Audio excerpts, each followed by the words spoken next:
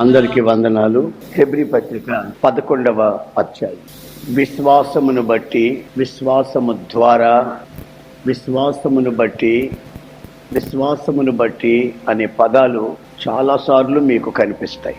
By faith, through faith అనే పదాలు కనిపిస్తాయి, చాలాసార్లు కనిపిస్తాయి. ఈ పత్రికని విశ్వాస వీరుల పత్రిక, లేకపోతే ఈ 11వ అధ్యాయాన్ని విశ్వాస వీరుల యొక్క పట్టిక, లిస్ట్ అని వేదాంతులు అంటారు. ఈ పత్రిక, ఈ అధ్యాయం అంతా విశ్వాసమును బట్టి ఎవరెవరు ఎలా నీతిమంతులయ్యారో, విశ్వాసమును బట్టి ఎవరెవరు ఎలా నీతిమంతులయ్యారో ఈ అధ్యాయంలో మీరు చదవగలుగుతారు. అయితే ఈ 10వ అధ్యాయం చివరిలో ఒక మాట ఉంది. నేను చెప్తాను, వినండి, నేను చెప్తాను, ఆలకించండి. 10వ అధ్యాయం చివరిలో ఒక మాట ఉంది. ఆ మాట ఏమిటంటే, వస్తానని చెప్పిన ప్రభు ఆలస్యం చేయడు, ఆయన త్వరగా రాబోతున్నాడు అని.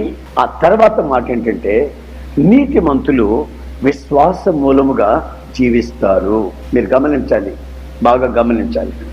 10వ అధ్యాయం చివరిలో ఉన్న మాట ఏమిటంటే, నీతిమంతులు విశ్వాస మూలముగా జీవిస్తారు అని. ఇప్పుడు మనం ఉన్నాం అనుకోండి, ఇక్కడైనా మనం జీవిస్తూనే ఉంటాం. మరి ప్రభు సన్నిధిలో పరలోకంలో అయినా మనం జీవిస్తాం. ఇక్కడ మనకు జీవితమే, అక్కడ జీవితమే. మరణము లేదని రాసింది బైబిల్లో. క్రీస్తునందున్న వాడికి, క్రీస్తు యేసునందున్న వారికి మరణం లేదు. ఇక్కడ మనం ఇలా జీవిస్తున్నామా, రేపు పరలోకంలో కూడా జీవిస్తాం. శాశ్వతమైన జీవితం ఇది, అశాశ్వతమైన జీవితం అది శాశ్వతమైన జీవితం. నీతిమంతులు విశ్వాస మూలముగా జీవిస్తారు, ఇక్కడైనా అక్కడైనా. అంటే ప్రభు రాకడికి నీవు సిద్ధపడాలనుకుంటే నీలో విశ్వాసము ద్వారా కలిగిన నీతి చాలా ప్రాముఖ్యం. సహజంగా మనం నీతిమంతులం ఎలాగవుతాము అని అంటే, కామన్గా సహజమైన ధోరణి ఏమిటంటే, యేసుక్రీస్తు రక్తం చేత కడగబడినప్పుడు నీతిమంతులం అవుతాం. అది ఒక భాగం మాత్రమే, వాస్తవమే. యేసుక్రీస్తు రక్తం చేత నీతిమంతులుగా మార్చబడడం వాస్తవమే, అదొక భాగం. కానీ విశ్వాస మూలముగా అంచెలంచెలుగా ప్రభు రాకడికి సిద్ధపడే ఆ నీతిని మనం సంతరించుకోవాలి. ప్రభు రాకడికి సిద్ధపడే ఆ నీతి. యేసు రక్తం చేత కడగబడిన ప్రతి ఒక్కరూ ప్రభు రాకడికి వెళ్ళిపోతారని నేను చెప్పను, బైబిల్ అలా చెప్పదు. నీతిమంతులం అవుతున్నాం, కానీ విశ్వాస మూలముగా, విశ్వాసమును బట్టి, విశ్వాసము ద్వారా మనం అంచెలంచెలుగా నీతిని అనుసరిస్తున్నటువంటి కొన్ని ప్రభు రాకడికి సిద్ధపడే కొన్ని అనుభవాలలోకి మనం వెళ్ళాలి. అందుకని ఈ 11వ అధ్యాయం ఏమని చెప్తుందంటే, ఎవరెవరు వాళ్ళ విశ్వాసము ద్వారా ఎలా నీతిమంతులుగా తీర్చబడ్డారు, ఏ ఏ పద్ధతులలో, ఏ ఏ అంశాలలో వాళ్ళు నీతిమంతులుగా ప్రకాశించబడ్డారు, నీతిమంతులుగా తీర్చబడ్డారు. ప్రభు రాకడికి ఉండవలసిన ఆ నీతి క్రియలు విశ్వాసమును బట్టి ఎలా ఉంటాయి అనే సంగతి మనకు ఈ 11వ అధ్యాయం ప్రారంభం నుండి ముగించేంత వరకు చదివితే కొన్ని విషయాలు మనం గమనించగలుగుతాం. వాటిని అనుసరిస్తేనే కానీ ప్రభు రాకడలో ఎత్తబడలేం. అందుకే 10వ అధ్యాయం చివరిలో ఆ మాటను ఉపయోగించి 11వ అధ్యాయం అంతటిని ఆ విశ్వాసుల లిస్టు, విశ్వాసాలను బట్టి నీతిగా మార్చబడిన ఆ పద్ధతులు ఏమిటో అని రాయబడి ఉన్నాయి. ఇంచుమించుగా 17 మంది పేర్లు రాయబడి ఉన్నాయి అక్కడ. ఎంతమంది పేర్లండి? 17 మంది పేర్లు పాత నిబంధన గ్రంథంలో ఉన్న వాళ్ళ పేర్లు అక్కడ రాయబడినాయి. 17 మంది పేర్లు రాయబడ్డాయి. వాళ్ళల్లో గ్రూపులుగా వాళ్ళని విభాగించి మనం చదువుకోవాల్సి వస్తుంది. ఎందుకంటే అందరి విశ్వాసం బట్టి ఒకే పద్ధతి కాకుండా విశ్వాసమును బట్టి చాలా సంగతులు వాళ్ళు అనుభవిస్తున్నట్టుగా వ్యక్తిగతంగా మనం చూడగలుగుతాం. మొట్టమొదటిలో మనం 4-5 వాక్యాల్లో చదివితే, అన్ని చెప్తా ఉంటాను, మీరు వింటా ఉండండి. మీరు బైబిల్ చూసుకుంటూ చెప్పే విషయాలు మర్చిపోకండి. 4-5 వాక్యాలు చదివితే అక్కడ 2 వ్యక్తుల గురించి ప్రత్యేకంగా రాయబడింది. వాళ్ళు విశ్వాసమును బట్టి వాళ్ళలో ఏం జరిగింది. నేను చెప్పాను, ప్రభు రాకడికి నీతిమంతుల విశ్వాసం మూలంగా జీవించాలి, ఇక్కడైనా అక్కడైనా. ఆ జీవితం, ప్రభు రాకడలో ఎత్తబడే ఆ జీవితం నీకు కలగాలనుకుంటే నీవు ఏం చేయాలి? 4-5 వాక్యాల్లో మొదట హేబేలు గురించి రాసింది, రెండవది హానోకును గురించి రాసింది. మీరు గమనించండి, నేను అక్కడ లేనివేం చెప్పను, మళ్ళీ తర్వాత నెమ్మదిగా మీరు చదువుకోండి. హేబేలు గురించి హానోకును గురించి ఏమని రాసిందంటే, వాళ్ళిద్దరూ విశ్వాసమును బట్టి, హేబేలైనా హానోకైనా విశ్వాసమును బట్టి వాళ్ళిద్దరూ సాక్ష్యము పొందారు అని రాసింది. సాక్ష్యం పొందారట. ఇప్పుడు మనమంతా ప్రభు అక్కడికి ఎత్తబడాలి అనుకుంటే మనం ఎత్తబడటకు ముందు సాక్ష్యం పొంది ఉండాలి. ఎలా? విశ్వాసమును బట్టి. వాళ్ళు విశ్వాసమును బట్టి ఎలా సాక్ష్యం పొందారు? ఇప్పుడు అన్నదమ్ముళ్ళు ఇద్దరు, హేబేలు కయ్యను అన్నదమ్ముళ్ళు. వాళ్ళిద్దరూ దేవునికి అర్పణలు తెచ్చారు. ఇతని దగ్గర గొర్రెల మంద ఉంది, ఇతని దగ్గర పొలం పంట ఉంది. ఇతనేమో పొలం పంట తెచ్చాడు, ఇతనేమో గొర్రెల మందలో నుంచి ఒక గొర్రెని క్రొవ్వింది, పుష్టిగా ఆరోగ్యంగా ఉన్నది తీసుకొని వచ్చాడు. తీసుకొని వస్తే దేవుడట ఈ కయ్యను బలిని అర్పణ అంగీకరించకుండా హేబేలు తెచ్చిన అర్పణని ఆయన అంగీకరించినట్లుగా బైబిల్లో రాసింది. ఈ మాటలు వ్రాయబడినప్పుడు కూడా ఓ ప్రత్యేకమైన మాట ఉపయోగించబడింది. మొదట హేబేలుని, తరువాత అతని అర్పణ అంగీకరించాడు దేవుడు. మొదట కయ్యను అర్పణని ఆయన అంగీకరించలేదు అని కూడా రాసింది. నీ అర్పణ ఆయన అంగీకరించే ముందు నిన్ను అంగీకరిస్తాలా? నిన్ను అంగీకరించకుండా నీ అర్పణ ఆయన అంగీకరించడం. నేను ఇష్టం వచ్చినట్టు బతుకుతాను, నా కానుక తీసుకుంటే దేవుడు చాలు అని అనుకోకూడదు. అది క్రైస్తవ మతానికే, క్రైస్తవ పద్ధతికే ఓ భయంకరమైన విరోధమైన సంగతి. అయితే మనం ఆరాధించే దేవుడు పరిశుద్ధుడు గనుక, నీతి నిజాయితీ కలిగిన వాడు గనుక, యథార్థవంతుడు గనుక తన దగ్గరకు వచ్చే ప్రజల్ని ముందు అంగీకరిస్తాడు. ఆ తర్వాతే వాళ్ళిచ్చిన కానుకని ఆయన అంగీకరిస్తాడు. ఆ అర్పణ అంగీకరించబడలేదు, ఈ అర్పణ మాత్రమే అంగీకరించబడింది అని వ్రాయబడినందువల్ల ఎందుకని అనే ఒక ప్రశ్న నాకు వచ్చినప్పుడు నాకు ప్రభు బయలుపరిచింది ఏంటంటే, ఇతని అర్పణ ద్వారా రక్తం చిందించబడింది, ఇతని అర్పణలో రక్తము చిందించబడలేదు. ఇతని అర్పణలో రక్తం చిందించబడింది. మాకు గమనించాలి, రక్త ప్రోక్షణ లేకుండా పాప క్షమాపణ లేదు. నీవిచ్చే కానుకలో నీ రక్తము చిందించబడాలి. నిన్ను అంగీకరిస్తేనే కానీ నీ అర్పణ అంగీకరించబడదు. నేను మీకు అర్థమయ్యే శైలిలో చెప్తాను చూడండి. ఇక్కడికి ప్రార్థనకు వచ్చే ఒక కుటుంబం ఉంది. ఆ కుటుంబం ఆ ఇంటి ప్రక్కనే గోడ అడ్డం, ఇంటి పక్కన గోడ అడ్డం అండి. ఇటువైపున ప్రార్థనా మందిరం ఉంది. ఒక ప్రార్థనా మందిరం, ఒక చర్చి ఉందనుకున్నాం, ఒక చర్చి ఉంది, గోడ అడ్డం. కానీ వీళ్ళు అక్కడ నుంచి బయలుదేరి ఒక మైలు దూరం వచ్చి నడిచి అక్కడ ఒక బస్సు ఎక్కి మరలా గుంటూరుకు వచ్చి, గుంటూరులో ఆటో ఎక్కి మరలా గోరంట్ల ప్రార్థన మందిరానికి వచ్చి, అర్థమైందండి, అక్కడ వాక్యం విని కానుకలు ఇచ్చి మరలా అక్కడ నుంచి మరలా ఆటో ఎక్కి మరలా సిటీ బస్ ఎక్కి మరలా ఒక మైలు దూరం నడిచి ఇంటికి పోతారు. నేను చాలాసార్లు వీళ్ళు ఇంటి పక్కనే కదా ప్రార్థన మందిరం, మరి అక్కడికి వెళ్ళకుండా ఇంత దూరం ఎందుకు వస్తున్నారు అని ఒక ప్రశ్న నా మనసులో ఉండిపోయింది. ఇక్కడ వాక్యమే కదా, అక్కడ వాక్యమే కదా, వాళ్ళు చెప్పిన బైబిల్లో చెప్తారు, ఇక్కడ వచ్చిన వీళ్ళు బైబిల్లో చెప్తారు. మరి అక్కడ వాళ్ళు ఎందుకు ఆరాధించుకోవటం లేదు? నేను 2-3 సార్లు చెప్పి చూసాను వాళ్ళకి. అక్కడికి వెళ్ళకూడదా? ప్రార్థనకి వాక్యం వినకపోయారా?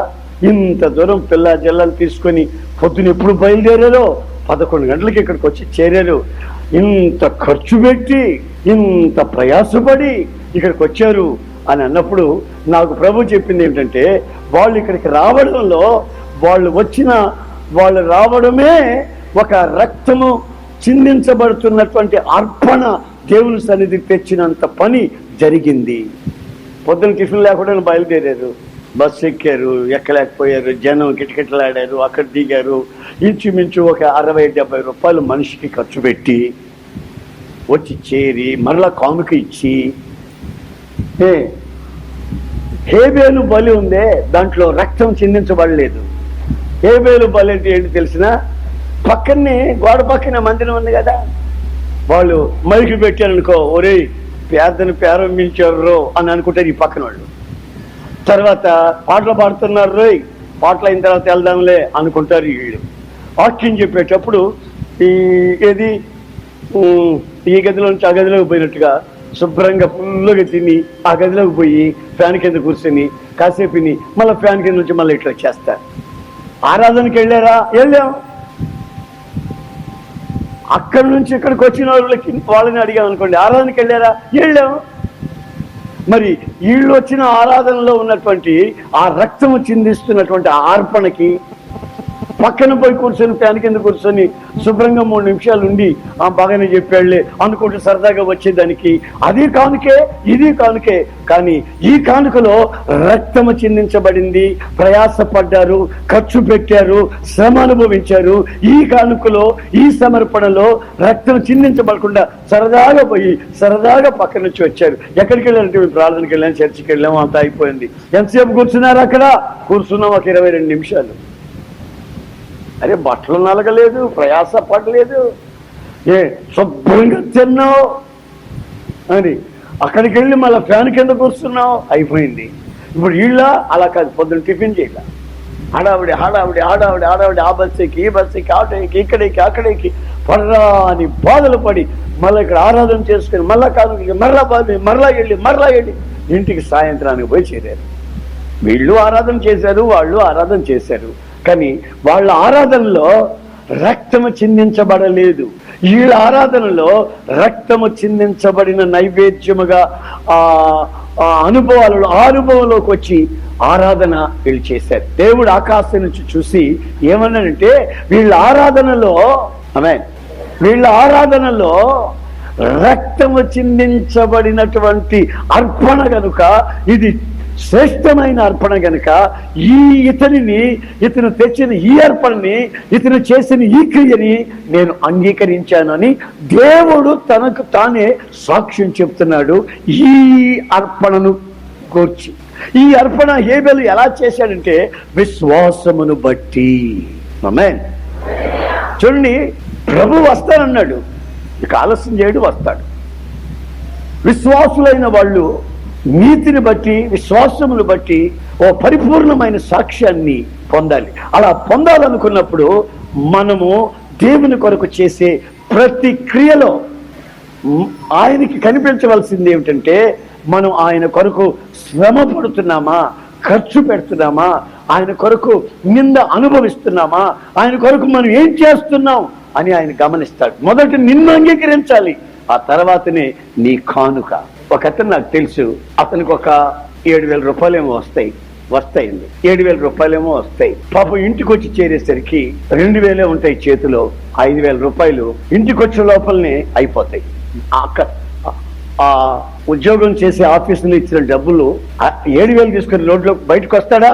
అప్పుడే అప్పులోళ్ళు అక్కడే ఉంటారు, అక్కడే వాళ్ళు వసూలు చేసుకుంటారు. తర్వాత వస్తువు కిరాణా కొట్లో కట్టాల్సినవి కట్టేస్తారు. తర్వాత ఎక్కడెక్కడ అప్పులు తీసుకోవడంలో కొద్దిగా ఇస్తారు, అంతా ఇవ్వలేడు, కొద్దిగా ఇస్తారు. ఇంటికి వచ్చిన వెంటనే సరిగ్గా 2,000 ఉంటాయి, అవి మిగులుతాయి. ఇంటికి వచ్చిన వెంటనే భార్య ఏం చేస్తారు తెలిసిన? ఒక లిస్ట్ ఇస్తుంది, అయ్యా నెల రోజులకి ఎచ్చం తెచ్చి పెట్టండి, సామాన్లు కిరాణా కొట్లో సామాన్లు తెచ్చి పెట్టండి తెస్తుంది. ఆఖరికి ఆయనకి 500 మిగులుతాయి. ఆ 500 మిగిలితే 500లో దశమ భాగం నమ్మకంగా 50 రూపాయలు ఇస్తాడు. అర్థమైందండి?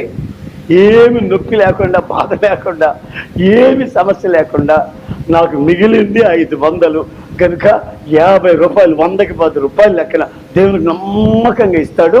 నమ్మకంగా లేచి బ్రేకు బెల్లు లేకుండా సాక్ష్యం కూడా చెప్తాడు, నేను దేవునికి నమ్మకంగా ఉన్నాను దశమ భాగం విషయంలో అని చెప్తాడు. మహా తృప్తి పడిపోతారు. నేను దశమ భాగం ఇచ్చాను, దేవునికి 50 ఇచ్చాను, దేవునికి 50 ఇచ్చాను, దేవునికి 50 ఇచ్చాను, మహా సంతోషపడిపోతాడు. దీన్ని ఏమంటారంటే ఇది కయీను యొక్క కానుక, అర్పణ, కయీను యొక్క అర్పణ. అయితే మరొక అతను ఉన్నాడు, ఆయన జీతం తీసుకుంటాడు, అక్కడ తిన్నగా నా దగ్గరికి వస్తాడు. ఆయనకి కొంచెం అప్పులు అయ్యి ఉన్నాయి. వస్తాడు, వచ్చిన వెంటనే నా దగ్గర ప్రార్థన చేయించుకుంటాడు. మొదట్లో నేనేమనుకున్నాను తెలిసిన, ఇంత డబ్బులు నా దగ్గర ఇచ్చి ప్రార్థన చేయించుకుంటే కానుకిచ్చాడేమో అనుకుని పక్కన పెట్టుకున్నా. కానీ కానుక కాదు అది. అయ్యా ప్రార్థన చేసి అయ్యా అన్నాడు, నాకు తెలియలే, వినబడలే సరిగా. సరే ఇంత డబ్బులు ఇచ్చాడు, కానుక ప్రార్థన చేశా, పెట్టుకుంటే అన్న అది కానుక కాదన్న అన్నాడు. కానుక కాదని మళ్ళీ ఇచ్చా. వాడు పక్కకి వెళ్ళి లెక్క పెట్టి లెక్క పెట్టి ఆ 6,000 రూపాయల్లో 600 తీసి పక్కన పెట్టి నెమ్మదిగా నా దగ్గరికి వచ్చి 600 ఇచ్చి మరలా బయటికి వెళ్ళాడు. బయటికి వెళ్ళి మరలా అప్రోలు కట్టి కిరాణా కొట్టు కట్టి ఆళ్ళ గట్టిలు కట్టి ఇంటికి వచ్చేసరికి ఏమి మిగలలేదండి తనకి. అతను కూడా కొన్ని ఇబ్బందులు బాధలు ఉన్నాయి, మిగల్లా. అయినా కానీ ఆ నెలంతా ఆనందంగా గడిపినట్లు సాక్ష్యం చెప్పాడు. అప్పుడు నేనేమనుకున్నాను తెలుసా, ఓహో ఇది హేబేలు కానుక. ఎన్నో ఇబ్బందులు ఉన్నా, ఎన్నో అవసరాలు ఉన్నా, ఆ 600కి పిల్లలకి ఏదైనా కొనిపెట్టుకునే అవసరం ఉన్నా, చక్కటి ఆహారం పెట్టుకోదలుచుకున్నా, కానీ ఇతను ఏం చేశాడు, దేవునికి ఇవ్వాలని ఆ జ్ఞానంతో, రక్తం చిందించబడవలసినటువంటి ఆ యొక్క కష్టంతో, బాధతోనే ఇది దేవునికి ఇవ్వాలి, మనం దీన్ని ముట్టుకోకూడదని ప్రయాసంతో తీసుకొచ్చి ఆనందంతో దేవునికి ఇస్తే ఆయన ఆ శ్రేష్టమైన బలిని అంగీకరించి పిల్లలకి రోగాలు రానివ్వాల. రోగాలు వస్తే కదా హాస్పిటల్లో కట్టాలి, రోగాలు రానివ్వాల. వాళ్ళ తిన్న అన్నం వంట పడుతుంది, శక్తిగా మారుతుంది. ఎందుకంటే ఆయన్ని దేవుడు అంగీకరించాడు. తర్వాత ఆయన అర్పించిన అర్పణను కూడా దేవుడు అంగీకరించాడు. విశ్వాసమును బట్టి నీతిమంతుడు విశ్వాసమును బట్టి జీవిస్తాడు. నీతిమంతులు విశ్వాసమును బట్టి జీవించడం అంటే కొందరికి అర్థం కాదు. అయ్యా నేను విశ్వాసంతో బతుకుతున్నాను అయ్యా అన్నాడు. ఎట్లాగా అన్నా, మొన్న ఈ మధ్య అండి ఎతన్ గారు వంకాయలు చింతపండులో ఉప్పు లేదండి, మేము ప్రార్థన చేసాం, ప్రభువా చింతపండి ఉప్పి వంకాయలు ఉప్పు చేపలు అని ప్రార్థన చేసే ప్రభువా దేవుడు సమస్తం దయచేశాడండి. ఏది ఆ పూట కూటి కొరకు కాదు మన విశ్వాసం. అది లేదు, అతి కట్టడానికి ఇబ్బందిగా ఉంది, ప్రార్థన చేసాం. మా బంధువు ఒక ఆయన వచ్చి నాకు 1,000 రూపాయలు సహాయం చేశాడు, వెంటనే అద్దె కట్టేశాం, విశ్వాసంతో మేము బతుకుతున్నాం అని అన్నాడు. మరి బాబు, దీని కొరకు కాదు విశ్వాసం, ప్రభు రాకడలో నువ్వు ఎత్తబడాలి. ఇది మామూలుగా లిటరల్ గా నీ చిన్న అవసరాలు ప్రార్థన చేసి పొందడం మంచిదే, అది ఒక భాగం, కానీ అది కాదు పరిపూర్ణమైనది. నీతిమంతుల విశ్వాసం మూలముగా జీవించే పరిపూర్ణత ఎక్కడ ప్రారంభమైందంటే, నీవు ప్రభు రాకడికి ఎత్తబడక మునిపే నీవు సాక్ష్యము పొందాలి, నీ అర్పణ అంగీకరించబడాలి, నీవు అంగీకరించబడాలి, నీ కుటుంబము అంగీకరించబడాలి. దానికి రక్త ప్రోక్షణ అక్కర ఉందని దేవుని వాక్యం నిన్ను హెచ్చరిస్తా ఉంది. ఏమి నొప్పి తగలకుండా, ఏమి కష్టం లేకుండా, అయ్యా ప్రార్థన చేశాను అయ్యా, ఎట్లా మోకాళ్ళ కింద దిండి వేసుకొని ఏమన్నా ఇంకొక దిండి పొట్ట గరిపించుకొని అతడు అలసిపోయాను ప్రభా, అది నీకే తెలుసు తండ్రి, ఆమె అలసిపోయాను తండ్రి ప్రభా, నీకే తెలిసిన ఆయన, ఆమె. ఇక మంచం ఇక పడుకున్నావు అనుకో, ఇక నీ ప్రార్థనలో అర్థమేంటి? నువ్వు మోకరించావా? నువ్వు కాసేపు మోకాళ్ళ మీద ప్రభువుతో మాట్లాడావా? సాతానుతో పోరాడావా? ఆ రక్తము చిందించకుండా నువ్వు చేసే ఏ క్రియ అయినా సరే అది నిన్ను అంగీకరిస్తేనే కానీ నీ క్రియలు అంగీకరించబడతాయని సంగతి వాస్తవం. రక్త ప్రోక్షణ లేకుండా, ఇంత బాధ లేకుండా, ఇంత నొప్పి లేకుండా, ఇంత కష్టం లేకుండా దేవుడు ఏదో ఆశీర్వదించాలి, ఇదిగో నేను తెచ్చేశాను. పొలంలో బండిని తెచ్చాడు, గుమ్మడికాయ తెచ్చాడో, దోసకాయ తెచ్చాడో, సొరకాయ తెచ్చాడో మనకు తెలియదు, ఏ తాళు గింజలు తెచ్చాడో, మట్టి మశానం తెచ్చాడో మనకు తెలియదు. మొత్తం మీద తెచ్చాడు అర్పణ. ఆ అర్పణ దేవుడు అంగీకరించక మునుపు అసలు తెచ్చిన వ్యక్తిని అంగీకరించలేదు. అతన్ని అంగీకరించకపోతే అతని అర్పణ కూడా అంగీకరించబడలేదు అని ఆంతర్యం, అర్థం అది. గనుక నీవు ప్రభు రాకళ్ళు ఎత్తబడాలనుకుంటే, నీతిమంతులు యేసు రక్తం చేత కడగబడిన నీతిమంతుడు అయిన నీవు, యేసు రక్తం చేత కడగబడిన నీతిమంతులైన మీరు విశ్వాసమును బట్టి మీ అర్పణ లేక మీ వ్యక్తిత్వం ఆయన అంగీకరించినట్లుగా సాక్ష్యము పొందాలి. ఆమేన్, ఆమేన్. సాక్ష్యము పొందాలి. కొంతమందికి ఇంట్లో సాక్ష్యం లేదు, బయట సాక్ష్యం. పోయిన నెలలో ఒక ఆమె పెద్ద బైబిల్ పట్టుకొని వచ్చింది, మూసుకేసుకునింది, బ్రహ్మాండం కూర్చుంది, అంటుంది ఆడు కూర్చొని బయట. అర్థమైందండి? ఆమె ఇస్ అంటుంది, ఏదో పెద్ద భక్తిలోనే ఉన్నట్టు ఎవరు లేనట్టుగా ఇస్ అంటుందే. ఆ ఎనకోళ్ళు పడి నవ్వుతున్నారు. ఎందుకో తెలుసా? ఊరంతా అప్పులు ఉన్నాయి ఆ మనిషికి ఊరంతా అప్పులు. ఇక్కడికి వచ్చి హిస్ అంటుంది ముసుగేసుకొని. వాళ్ళు నవ్వుతున్నారు. ఈ మనిషికి ఊరంతా అప్పులు ఉన్నాయి. వాళ్ళు తిడుతున్నారు, వీళ్ళు తిడుతున్నారు. వాళ్ళ గడబడి కూడా తిరుగుతుంది. ఇక్కడ పెద్ద బైబిల్ పట్టుకుని ఉస్సు అంటుంది. ఏమిటి అది? మనుషుల మధ్యలోనే సాక్ష్యం లేదే నీకు, మరి ప్రభు దగ్గర ఎలా సాక్ష్యం వస్తాయి? మరి ప్రభు దగ్గర సాక్ష్యం పొందకుండా నువ్వు ప్రభు రాకడికి వెళ్ళవు కదా. అప్పుడు యేసు రక్తం చేత కడగబడి ప్రయోజనం ఏముంది? యేసు రక్తం చేత కడగబడి నీతిమంతులుగా తీర్చబడిన మీరు నీతిమంతులు విశ్వాస మూలముగా జీవిస్తారు. ఆ జీవితం ఎలాంటి జీవితం? సాక్ష్యము కలిగిన జీవితం. ఆమేన్. హల్లెలూయా, హల్లెలూయా.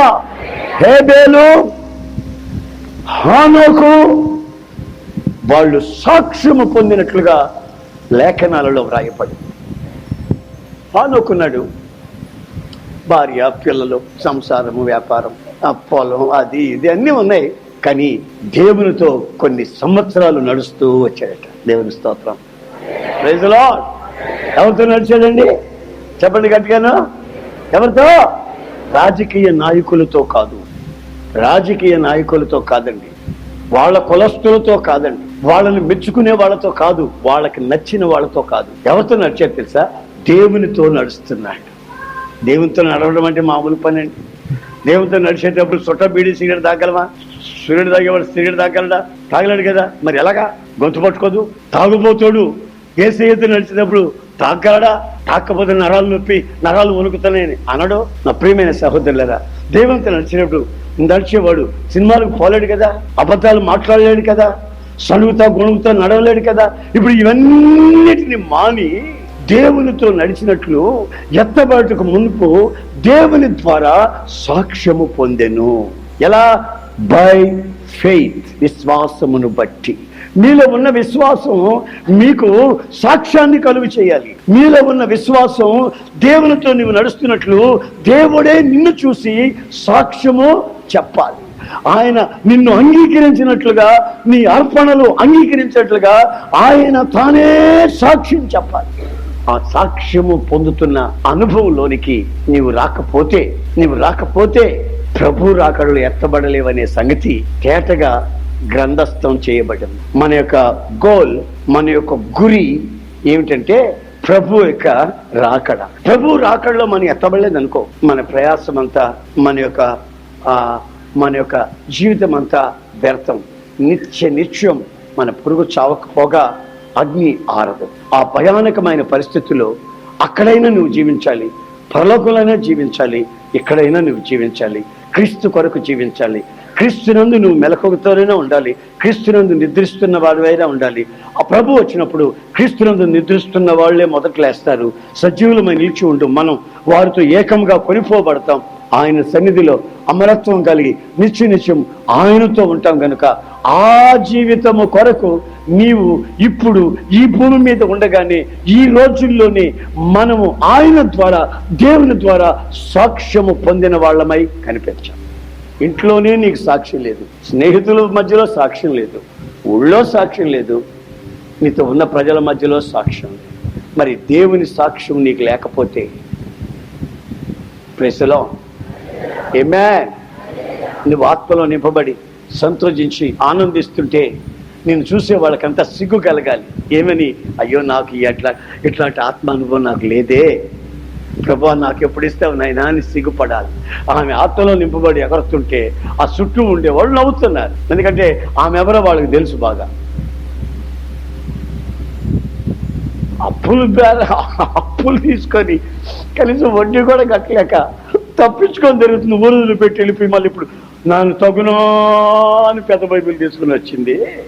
ఈ మనిషికి ఏమైనా సిగ్గుందా అని వాళ్ళు అనుకుంటుంటే అంతటితో అయిపోక మళ్ళీ నాకు వచ్చి చెప్తున్నారు, ఆ మనిషికి కొంచెం సిగ్గు బుద్ధి చెప్పండి. ఇక్కడ వచ్చి ఇస్తున్నట్టుంది.